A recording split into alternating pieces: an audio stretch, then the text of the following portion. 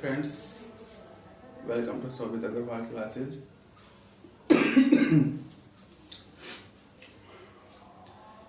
How are you guys? I hope all of you are well.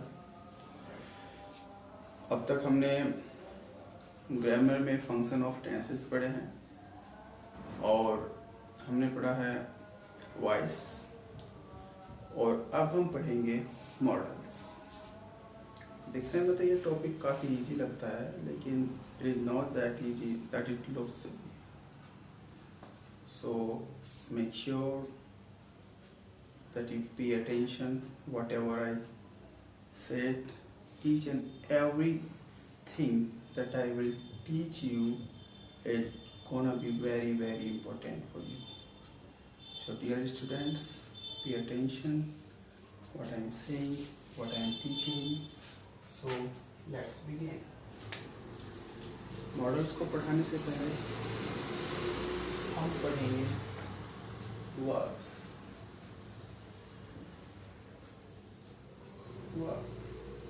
हमें पता है verb क्या होता है। स्टेट ऑफ एक्शन, कोई भी कार्य होता है तो उसे वर्ब भी कहा जाता है। वर्ब को हिंदी में क्रिया भी कहते हैं। तो वर्ब कितने तरह की वर्ब होती है जैसे कि हम सबको पता ही है। एक होती है ऑर्डिनरी वर्ब। ऑर्डिनरी वर्ब्स इसे हम रेगुलर वर्ब्स भी कहते हैं।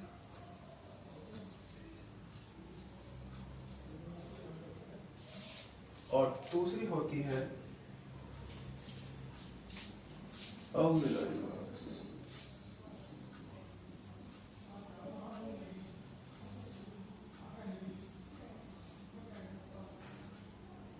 हेल्पिंग वर्ब भी कहते हैं।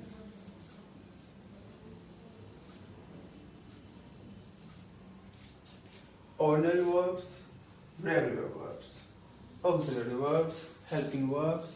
तो ये दो तरह की verbs होती हैं। Ordinary verbs, regular verbs भी होती हैं जैसे to help, to eat, to drink, to sing।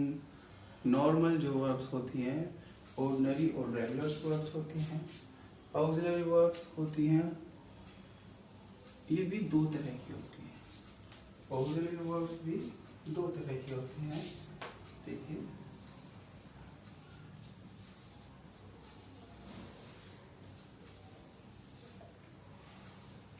भी दो तरह की होंगी। प्राइमरी, तो प्राइमरी वर्ब्स होंगी, एक होगी मॉडल।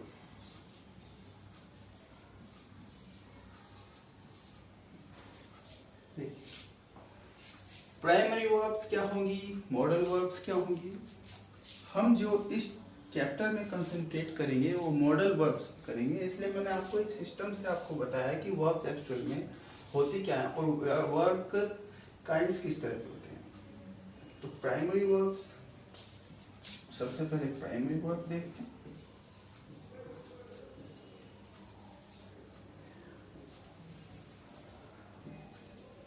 प्राइमरी वर्ब्स में होगी डू, डिड,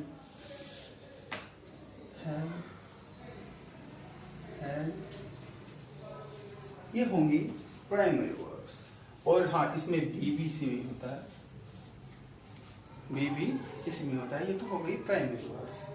अब दूसरा काइंड मैंने आपको बताया modal verbs.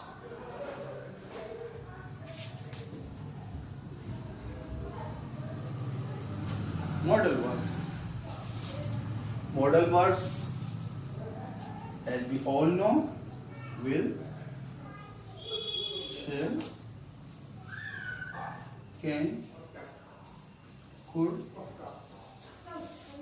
may, might,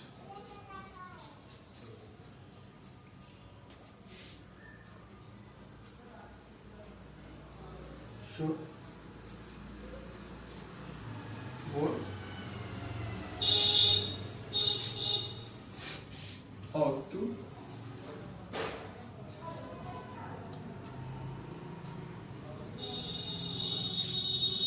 is to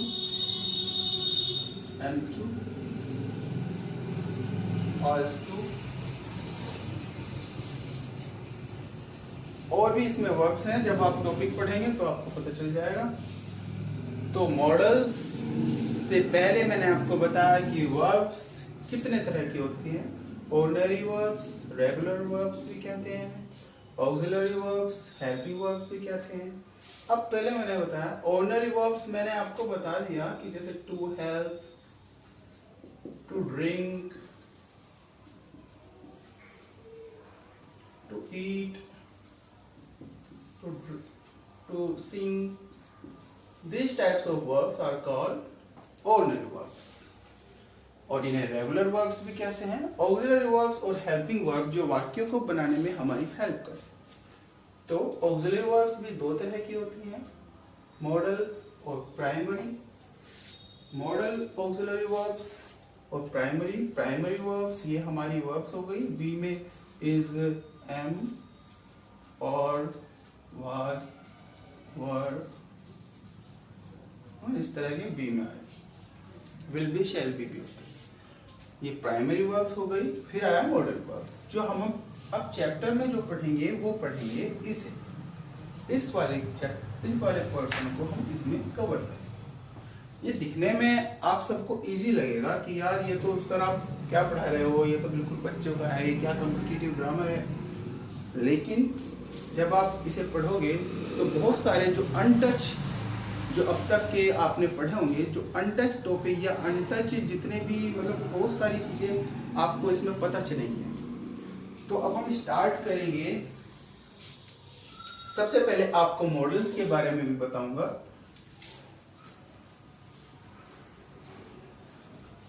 models क्या होता है और इसकी डेफिनेशन भी।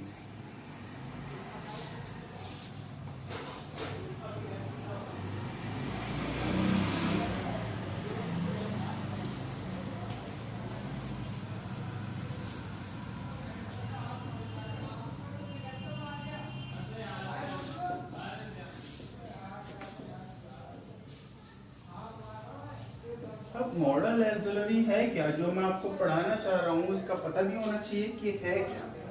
देखिए क्या है ये, a verb used to express the mood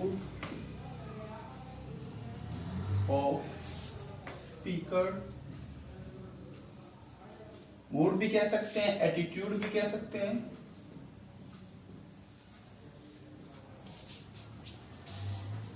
is called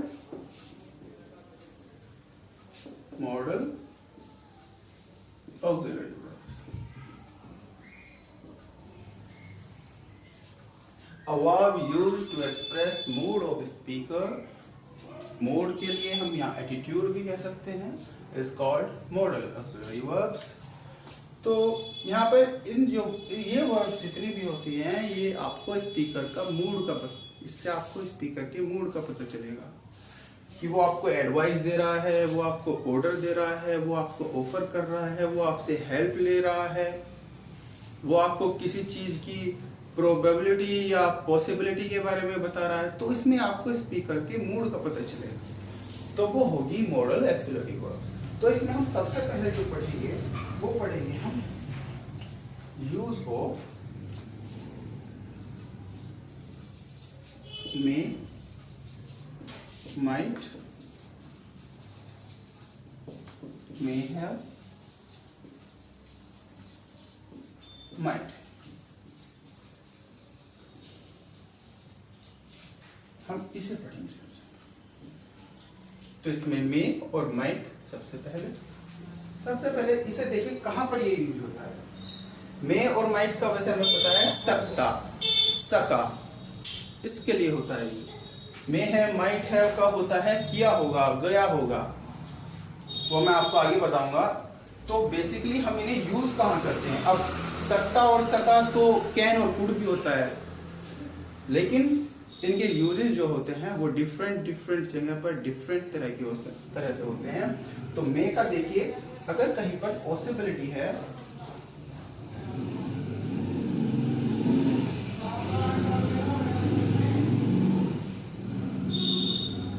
यहां पर पॉसिबिलिटी दी हुई है। पॉसिबिलिटी का आपको पता ही है, जैसे कोई चीज की संभावना अगर हमें दिखाई हुई है कि यह चीज हो सकती है, जैसे इट मे रेन, मे में माइट भी यूज किया जा सकता है, ठीक है, मे और might both can express past present। देखिए ये बहुत ही इंपॉर्टेंट पॉइंट है। ये मे और माइट जो है वो पास्ट में भी होता है, प्रेजेंट भी होता है, लेकिन हम माइट को हम प्रेजेंट में भी यूज कर सकते हैं, लेकिन जो मे होगा इसे भी प्रेजेंट में यूज करेंगे, लेकिन जो माइट होगा, माइट को हम प्रेजेंट में भी यूज कर लेंगे, पास्ट में भी यूज कर लेंगे, लेकिन जो मे होगा इसे सिर्फ हम प्रेजेंट में यूज करेंगे। तो ध्यान रखना, मे और माइट को दोनों को प्रेजेंट में यूज किया जा सकता है, माइट को हम और मे को सिर्फ प्रेजेंट में और माइट को पास्ट में, ये बात का ध्यान रखना। तो यहाँ पर संभावना अगर कहीं पर है इट मे रेन बारिश हो सकती है, तो यहाँ पर पॉसिबिलिटी को शो की गई। तो अगर कहीं पर भी पॉसिबिलिटी हो तो वहां पर मे और माइट का प्रयोग करेंगे। अब हमें किसी से परमिशन लेनी हो, परमिशन, आज्ञा लेनी हो, जैसे हम क्लास में भी कहते हैं मे आई कम इन,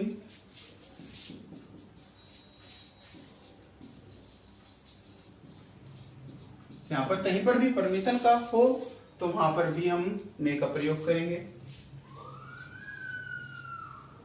विश या प्रेयर हो,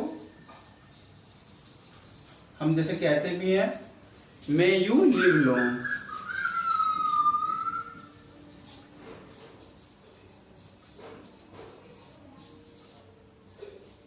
कहीं पर देखिए यहाँ पर हमने विश और प्रेयर की यहाँ पे आपको एक्सप्रेस हुआ, तो मे यू लिव लॉन्ग, तो देख सकते हैं आप, तो यहाँ पर भी मे का प्रयोग किया। अब पर्पस अगर कहीं पर है, इसमें थोड़ा सा आपको समझना होगा।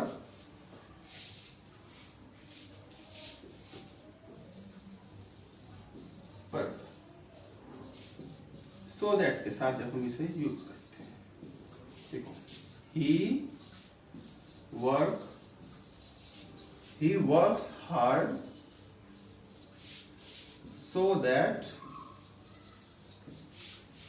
he may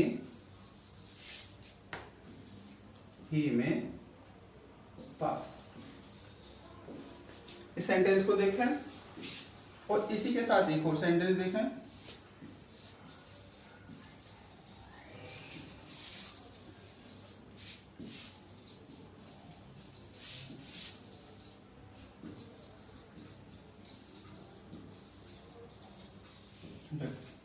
दोनों सेंटेंस में क्या डिफरेंस। सो दैट इसका अर्थ है ही वर्क्स हार्ड, वह कठिन परिश्रम करता है, सो दैट का मतलब है ताकि, ही में पास, ताकि वो पास हो सके। देखिए अगर इस क्लास में प्रेजेंट है तो ये क्लास भी प्रेजेंट की होगी, अगर ये क्लास है पास्ट की तो 100% यहाँ पर भी पास्ट यूज होगा, और मे का जो फॉर्म होगा, पास्ट फॉर्म होगा मे का, वो माइट होता है। तो ध्यान रखना, अगर इस तरीके का सेंटेंस आए, एग्जाम में काफी बार आ भी जाता है इस तरह का सेंटेंस, अगर इस तरह का सेंटेंस आए तो देखना दोनों क्लास, अगर एक क्लास पास्ट की है तो दूसरी क्लास भी हमेशा पास्ट की होगी। ऐसे नहीं होगा ही work hard so that he may pass, तो ये गलत होगा आपका सेंटेंस। तो ये आप समझ गए होंगे, पर्पस हो गया। अब एक होता है remote possibility.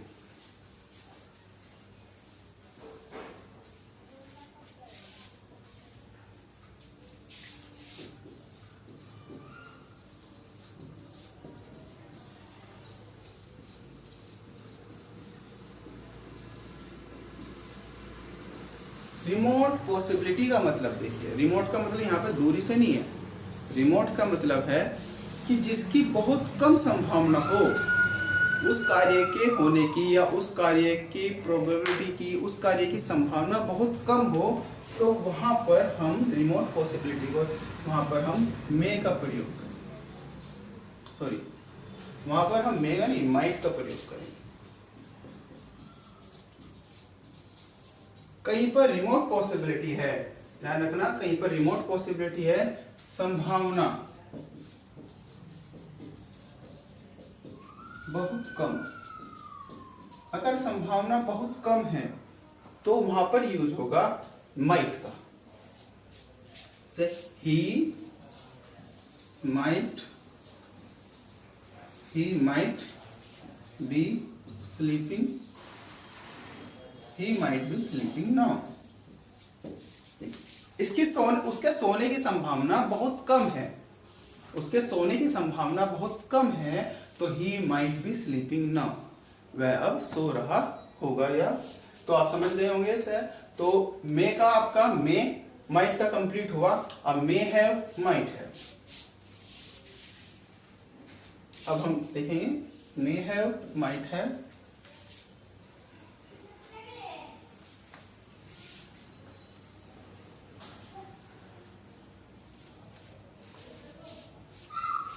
May have might have का क्या मतलब होता है?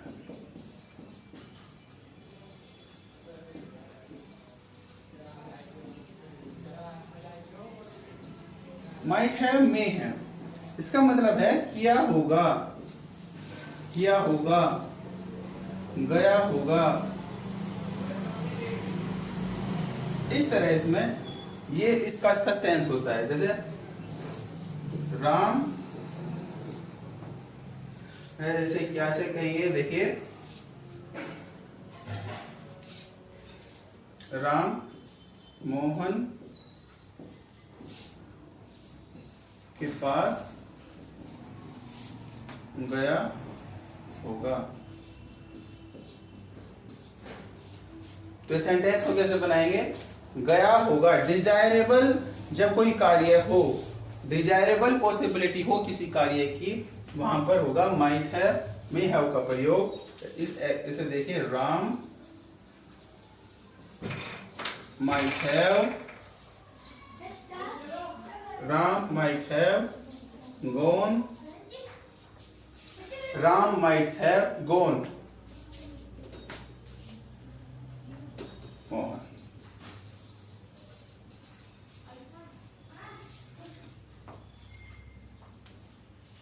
तो Ram might have gone to Mohan. तो ये सेंटेंस तरह होगा। और इसके और भी आप एग्जाम्पल देख सकते हैं।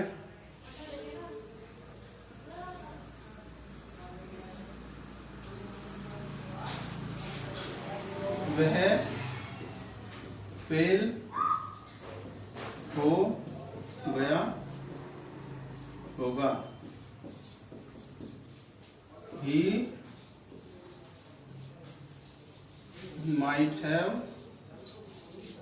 failed, he might have failed। एक और एग्जाम्पल देखें, बहुत ही अच्छा और इम्पोर्टेंट एग्जाम्पल है। इसे तो आप ऐसे देखें,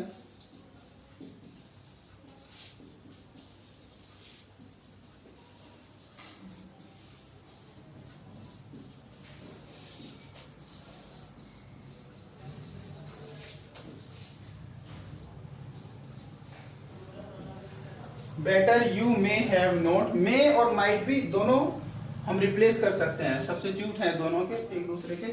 बेटर, बेटर का जब भी इस तरह यूज होगा, इसका मतलब होगा बेहतर होता, ये बेहतर होगा। तो better you may have revealed secret, बेहतर होता you may have not revealed secret, बेहतर होता कि तुम जो रहस्य है इसे रिवील ना करते, इसे ना बताते।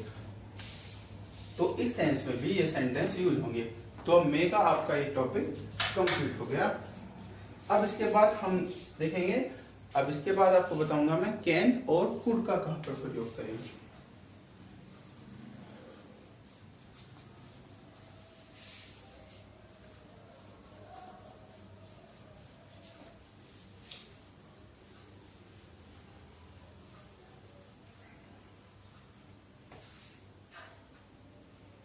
जो कैन कुड और कुड है।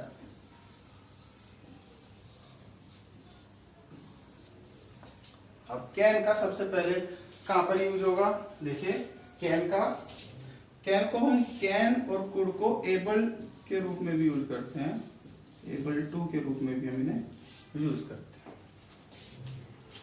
अगर इसे सबसे पहले हम इसका यूज करेंगे एबिलिटी के लिए।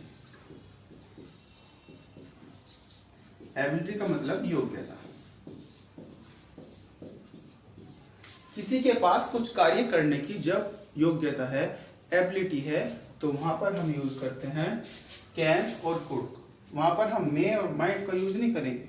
जब किसी पर कार्य करने की क्षमता है तो उसे हम वहां पर यूज करेंगे हम एबिलिटी को।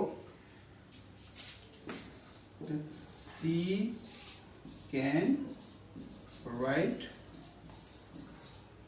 वेल, वह अच्छा लिख सकती है। तो उसके पास क्या हुआ, योग्यता। उसके पास क्या हुआ, योग्यता। इसको हम इसे भी रिप्लेस कर सकते हैं, इज एबल टू। याद रखना, इज एबल टू और कैन को हम दोनों एक दूसरे से रिप्लेस कर सकते हैं। She is able to write well, आप देखिए सेंस चेंज नहीं होगी। सी कैन राइट वेल, इसमें भी सेंस चेंज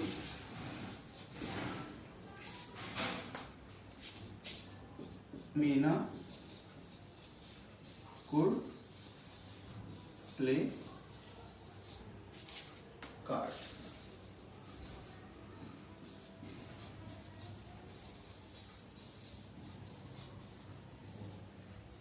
कैन का प्रयोग हमेशा प्रेजेंट में होगा, कुड का प्रयोग हमेशा पास्ट में होगा। Meena could play cards, Meena cards खेल सकती थी। यहाँ पर देखिए कुड आ गया तो थी हो गया, और वाज एबल टू यहाँ पर भी हम एक दूसरे को रिप्लेस कर सकते हैं। मीना एबल थी, योग्य थी, प्ले कार्ड्स, कार्ड खेलने के। अब इसका देखिए हमने प्रेजेंट फॉर्म देख लिया, पास्ट फॉर्म देख लिया, इसका हम फ्यूचर भी देखेंगे। कैन और कुड का हमें अब तक प्रेजेंट और पास्ट पता था, कैन और कुड के सेंस को हम अब तक फ्यूचर में हमें यूज करना है, तो वो किस तरह करेंगे ये देखिए।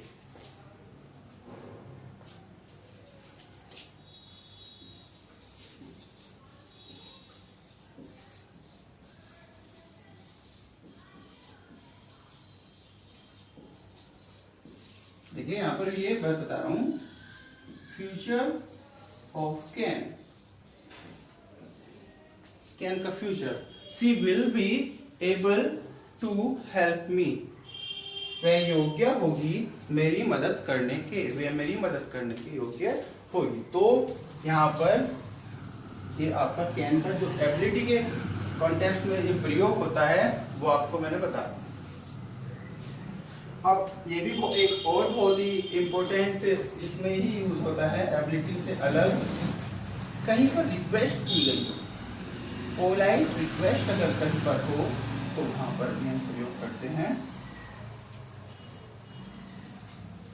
कैन कुड का।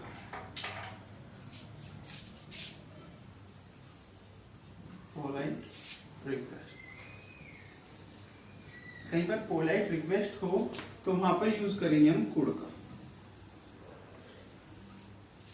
सैंपल देखें, could you please give me a pen. देखिए इस सेंटेंस को बहुत ध्यान से देखें। कुड की जगह जब मैं आपको इसमें वुड पढ़ाऊंगा, वुड और कुड ये भी एक दूसरे को रिप्लेस कर सकते हैं पोलाइट रिक्वेस्ट के लिए। तो यहाँ पर अभी हम कैन और कुड की बात कर रहे हैं, तो इसमें मैं आपको कैन और कुड के बारे में ही बता रहा हूँ। Could you please give me a pen, क्या तुम मुझे एक पेन दे सकते हो। समझ गए, यहाँ पर रिक्वेस्ट है तो यहाँ पर कुड का प्रयोग हुआ है। तो अगर कहीं पर रिक्वेस्ट है तो वहां पर यूज होगा कुड का।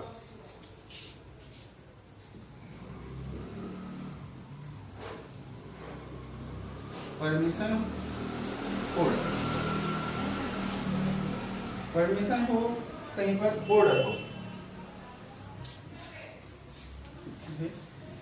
You can take my book. देखिए अब यहाँ पर इसने परमिशन दी है, परमिशन दी है you can take my book, तो यहाँ पर कैन का प्रयोग किया, यहाँ पर मे का प्रयोग नहीं करेंगे। तो ये सब डिफरेंसेस हैं, ये अपने माइंड में बहुत अच्छे से बैठा लेना। और एक और देखें, यस यू कैन गो, यहाँ पर इसने दे दिया ऑर्डर, तो ऑर्डर आ गया, तो दोनों चीज आपकी यहाँ पर क्लियर हो गई।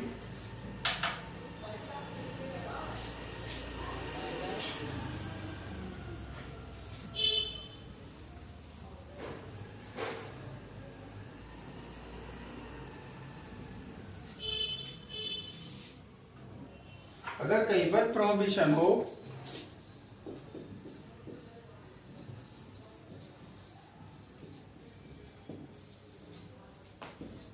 ऑफर, दोनों चीज ध्यान से देखें। अगर कहीं पर प्रोहिबिशन हो, प्रोहिबिशन का मतलब निषेध, किसी चीज को मना कर देना, जैसे सिगरेट इज प्रोहिबिटेड हियर, तो यहां पर हम यूज करेंगे कैन का। देखिए कैसे,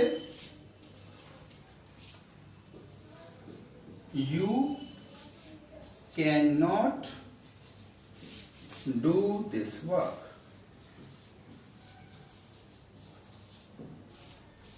देखें बहुत ध्यान से, you can not do this work easy है, तो यहाँ पर इस कार्य को करने के लिए मना की है। जिस भी कार्य को करने के लिए, you can not do this work, you can not play, you can not sing, you can not come here, whatever it is, कुछ भी हो, तो अगर कहीं पर भी निषेध है, किसी चीज को मना की करने के लिए कहा गया है, तो वहां पर कैन का प्रयोग करेंगे।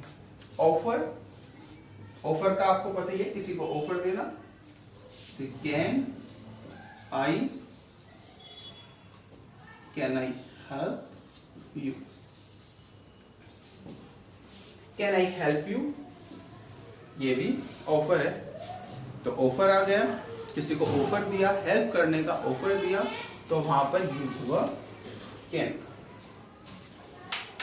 अब यहाँ पर पॉसिबिलिटी के लिए भी यहाँ पर भी यूज हो जाता है, लेकिन थोड़ा डिफरेंट पॉइंट ऑफ व्यू में देखेंगे हम इसे। पॉसिबिलिटी अगर कहीं पर है, हमें अब तक पढ़ा है, वो मे और माइट में भी यूज हो जाता है। पॉसिबिलिटी, पॉसिबिलिटी के लिए भी इसमें यूज हो जाता है। जैसे देखिए, who is she with him, who is she with him, उसके साथ तो वह कौन है।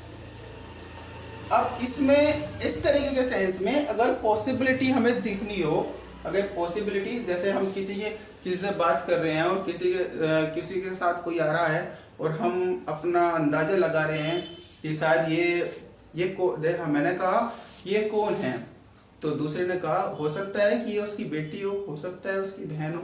तो ऐसी कंडीशन में पॉसिबिलिटी, अगर इस तरीके की पॉसिबिलिटी है, तो वहां पर हम यूज करेंगे कुड का। अब कह सकते हैं ऐसे, she could be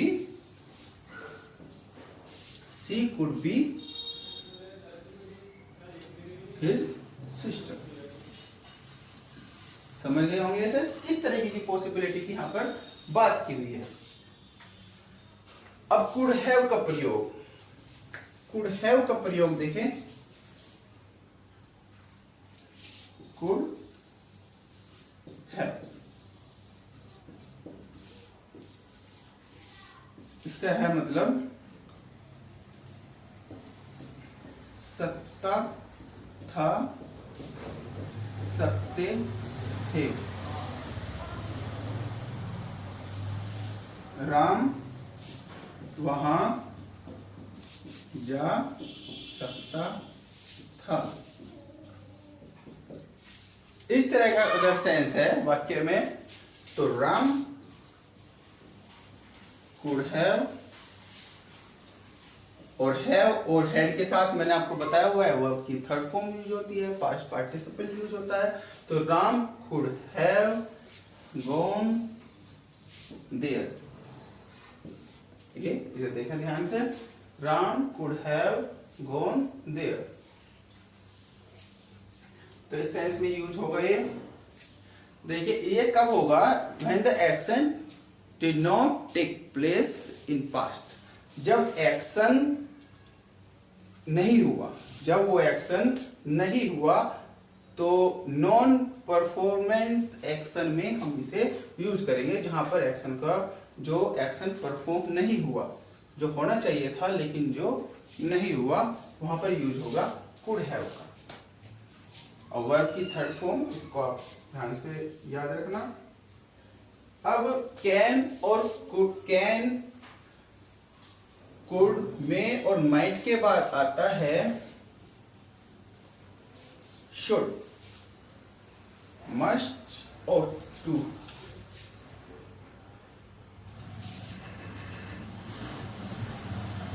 use of should,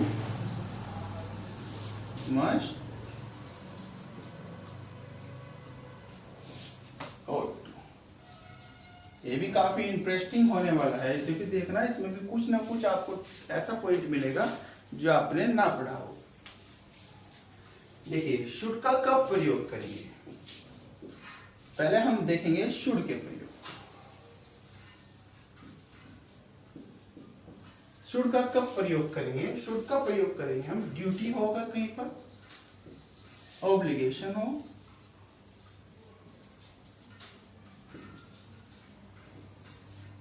obligation, necessity, जब कहीं पर करना हो, कोई कार्य करना ही है तो वहां पर ड्यूटी हो कहीं पर। जैसे नॉर्मली हम शुड का ही प्रयोग करते हैं, हम 80% केसेस में, 80% केसेस में हम शुड का प्रयोग करते हैं, और 15% केसेस में हम यूज करते हैं मस्ट को। ओनली 5% हम यूज करते हैं ought to। ought to तो एक स्पेसिफिक हम यूज करते हैं जब मॉरल ड्यूटी के लिए यूज करना हो, किसी का एक्शन को करेक्ट करना हो, किसी को एडवाइस देना हो, तो वहां पर ought to का प्रयोग करेंगे। अभी वो भी मैं आपको बताऊंगा। तो सबसे पहले अब हम बात कर रहे हैं शुड की, तो यहाँ पर हम शुड को ही कंसिडर करना चाहिए। You should stand by your brother. Stand by का मतलब होता है सपोर्ट करना। You should stand by your brother, तुम्हें अपने भाई के साथ, तुम्हें अपने भाई का सपोर्ट करना चाहिए। तो यहाँ पर ड्यूटी आ गई, ऑब्लिगेशन आ गया, हमें क्या कार्य करना चाहिए। नॉर्मली बेसिकली शुड का प्रयोग होता है। और एक दो एग्जांपल आप देख सकते हैं, आई शुड लीव नाउ। तो बेसिक है ये भी, तो इसमें भी शुड का ही हमने प्रयोग किया। देखिए future in past, future in past का यहाँ पर मतलब है, आपने डायरेक्ट इनडायरेक्ट तो बनाए हैं, उसी सेंस में यहाँ पर यूज हो रहा है।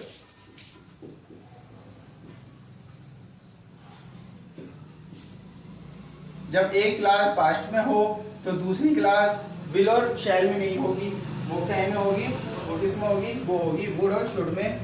I told him that he should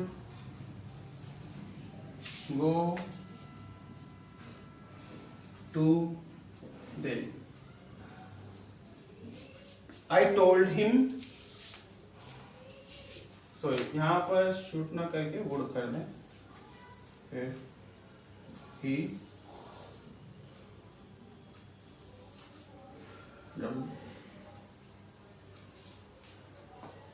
I told him। देखिए यहाँ पर मैंने अभी आपको बताया था so that मे वाले में, पर्पस में, जब मैं मे को बता रहा था ताकि वाले वर्ड में, तो I told him यहाँ पर एक क्लॉज जो क्लॉज है वो पास्ट में है, तो दूसरी क्लॉज भी इसमें होगी, वो भी पास्ट में ही होगी।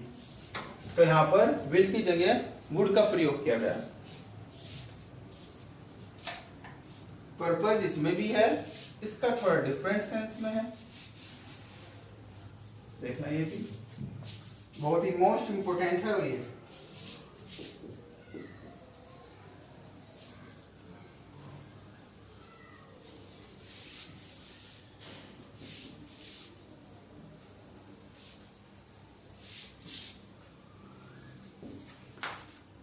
देखिए, walk carefully least you should fall. अब कहीं पर भी लीस्ट आए, लीस्ट का मतलब होता है कहीं ऐसा न हो,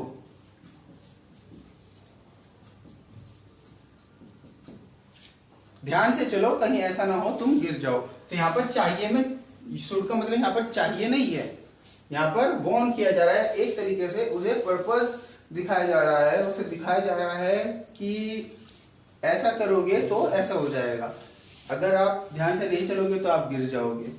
आप ध्यान से चलो तो आप समझ गए होंगे इसे, walk carefully list you should fall. ध्यान से चलो कहीं ऐसा ना हो तुम गिर जाओ। तो लिस्ट अगर कहीं पर भी आया, लिस्ट अगर कहीं पर भी आया तो शुड का प्रयोग करो।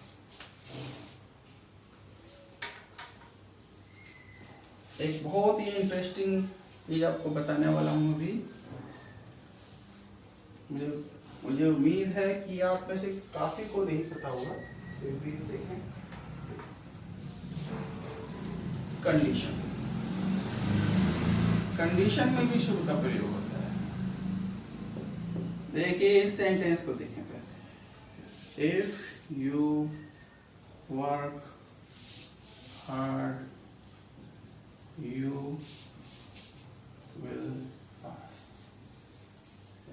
ये सेंटेंस है क्या, यदि तुम कठिन परिश्रम करोगे तो तुम पास हो जाओगे। If you work hard you will pass.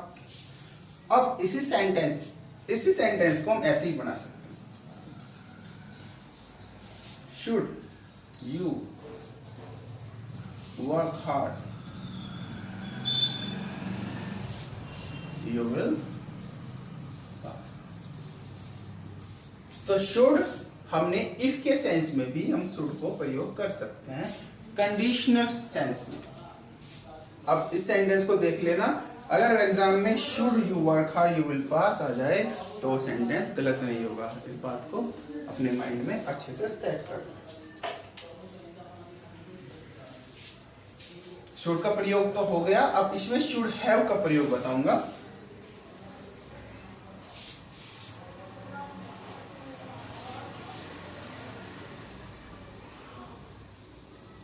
Should have, should have का हिंदी में होगा चाहिए था। चाहिए का, चाहिए था का एक एग्जांपल देखें। तुमने यह कार्य करना चाहिए था। तुम्हें एक कार्य करना चाहिए था। देखिए, जो डिजायरेबल हो और नॉन परफॉर्मेंस एक्शन, जो एक्शन परफॉर्म ना किया गया हो, जो नॉन परफॉर्मेंस एक्शन होगा और जो करना चाहिए था और वो चाहिए था के फॉर्म में आया हुआ है, तो शुड हैव का प्रयोग करेंगे। अब आप बना के देख सकते हैं, इसे आप बना भी लेंगे। यू शुड हैव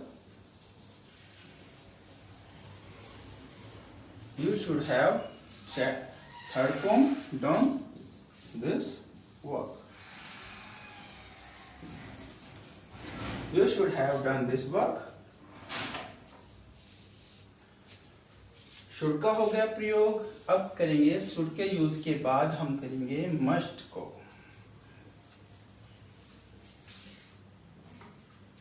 मस्ट में हम ऐसे भी कह सकते हैं अवश्य ही के रूप में हम करते हैं इसे, जब कोई कार्य करना ही करना हो, जो कार्य हमें करना ही है, जिसको हमने डिटरमाइन, जिसके बारे में हमने दृढ़ निश्चय कर लिया है, या वो कार्य हमें करना ही है, तो वहां पर हम यूज करेंगे मस्ट का।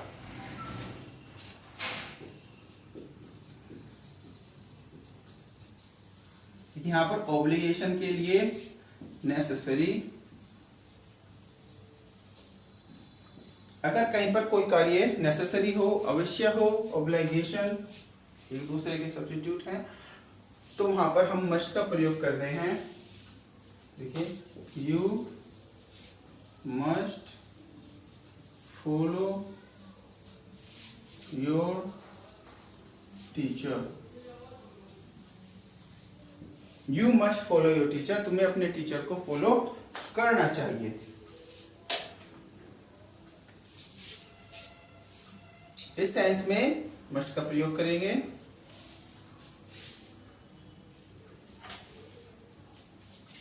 अगर ऑर्डर दे रहा है स्पीकर, भाई किसी कार्य को ऑर्डर दे रहा है तो वो कार्य अवश्य के रूप में ही हो जाएगा, अपने आप ही वो अवश्य के रूप में हो जाएगा। You must not leave now, तुम्हें अभी लीव जाना नहीं चाहिए, तुम्हें अभी नहीं जाना चाहिए। तो यहाँ पर ऑर्डर दे रहा है स्पीकर, अगर कहीं पर भी ऑर्डर दे रहा है तो वहां पर प्रयोग करेंगे हम मस्ट का। स्ट्रॉन्ग पॉसिबिलिटी, देखिए रिमोट पॉसिबिलिटी किस में यूज हुई, थोड़ा माइंड लगाएं। रिमोट पॉसिबिलिटी यूज हुई थी मे में रिमोट पॉसिबिलिटी यूज हुई थी। अब उसी का अपोजिट अगर स्ट्रॉन्ग पॉसिबिलिटी है,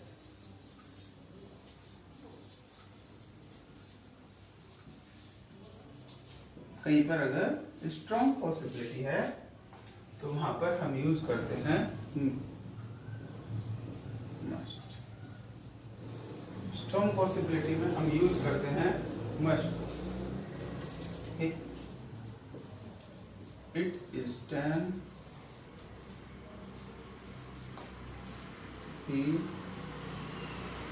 must be at home. It is 10, he must be at home। 10 बजे हैं, वे अपने घर पे होना चाहिए। तो यहाँ पर स्ट्रॉन्ग पॉसिबिलिटी, आप स्ट्रॉन्ग पॉसिबिलिटी को समझ गए होंगे। एक तो रिमोट पॉसिबिलिटी, एक स्ट्रॉन्ग पॉसिबिलिटी। रिमोट पॉसिबिलिटी है तो मे और माइट, स्ट्रॉन्ग पॉसिबिलिटी है तो मस्ट, ये बात याद रखना। डिटर्मिनेशन मैंने आपको बताया ही है, अगर कहीं पर डिटर्मिनेशन भी है, कहीं पर हमने दृढ़ निश्चय किया हुआ है,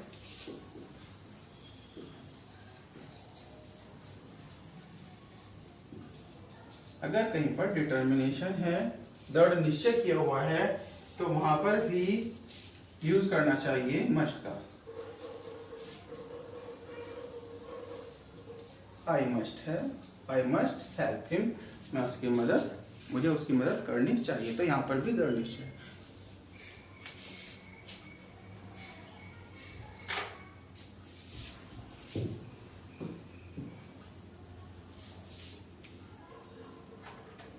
डिडक्शन होगा कहीं पर, deduction,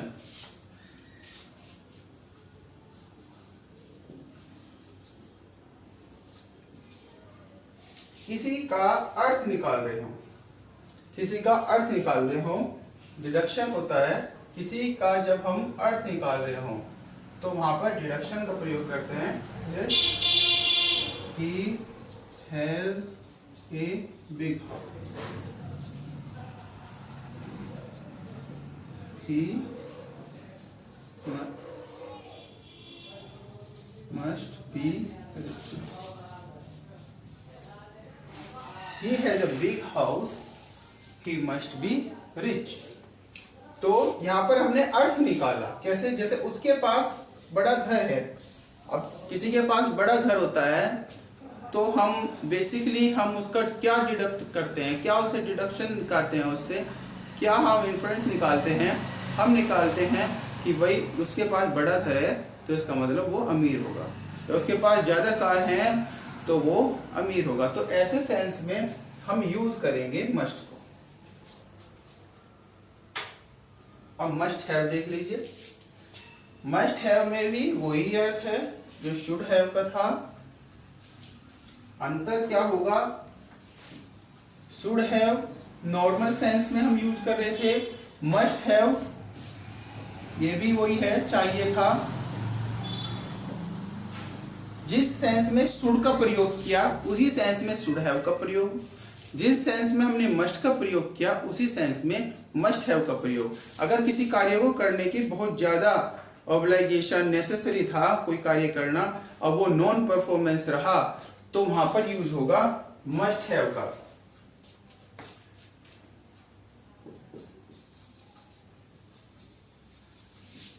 you must have left सून, तुम्हें जल्दी छोड़ देना चाहिए था, तुम्हें जल्दी चला जाना चाहिए था। तो यहाँ पर नेसेसरी ऑब्लिगेशन है, तो ऑब्लिगेशन और नेसेसरी अगर कहीं पर भी आए तो वहां पर मस्ट हैव का प्रयोग करेंगे। अब आया ought to, ought to।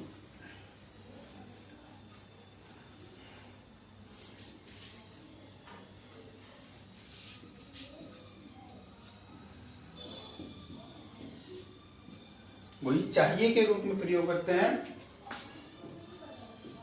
Duty के लिए अगर कहीं पर ड्यूटी, मॉरल ड्यूटी,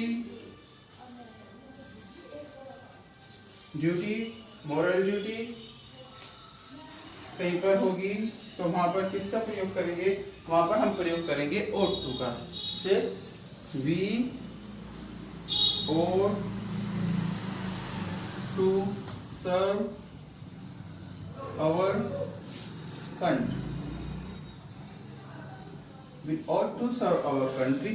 तो यहाँ पर मॉरल ड्यूटी और हमारा नैतिक कर्तव्य दिखाया हुआ है। कहीं पर नैतिकता की बात आएगी तो वहां पर हम बात करेंगे हमेशा ought to।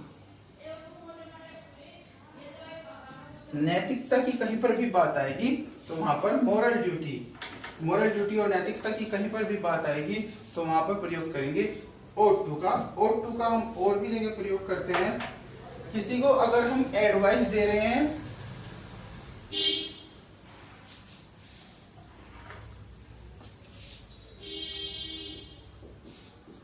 अगर किसी को एडवाइस दे रहे हैं या करेक्ट कर रहे हैं उसका एक्शन,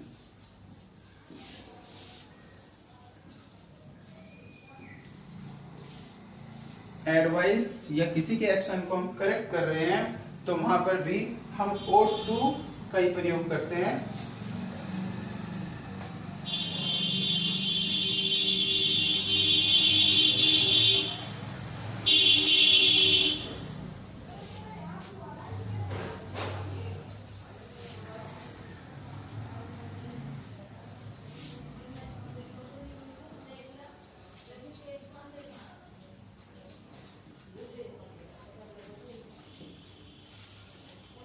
ये ought to take lunch before 2 PM। तो यहाँ पर किसी को हम एडवाइस दे रहे हैं, इसमें हम करेक्ट भी कर रहे हैं किसी के एक्शन को।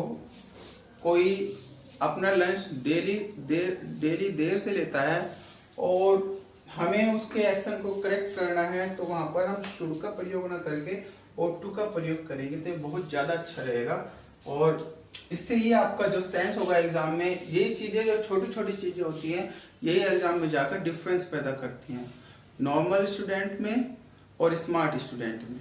हार्ड वर्क और स्मार्ट वर्क दो चीज़ होती हैं। अगर आप हार्ड वर्क करोगे ज़्यादा और वो चीज़ नहीं पढ़ोगे कि जो आपको पढ़नी चाहिए और ऐसी चीज़ पर अपनी सारी एनर्जी और अपना टाइम वेस्ट कर दिया तो आप सिलेक्ट नहीं होगे। लेकिन अगर आपने स्मार्ट वर्क किया, अपना एक स्ट्रेटेजी बनाई और वो चीज़ पढ़ी जो एग्ज़ाम के लिए, जो एग्ज़ाम के पॉइंट ऑफ व्यू से इम्पोर्टेंट है, तो आप ज़्यादा अच्छे मार्क्स मिलेंगे आपको और आपका सिलेक्शन होगा। आप कम समय में ज़्यादा कुछ गेन कर जाओगे अगर आप स्मार्ट वर्क करोगे। अगर स्मार्ट वर्क नहीं करोगे, ज़्यादा हार्ड वर्क करेंगे, लेकिन हार्ड वर्क तो होना ही चाहिए लेकिन उसके साथ स्मार्ट वर्क भी होना चाहिए।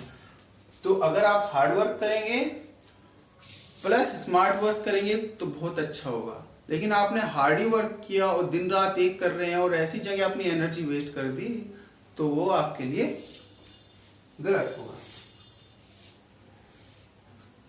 ये और एक और एग्जांपल देखना।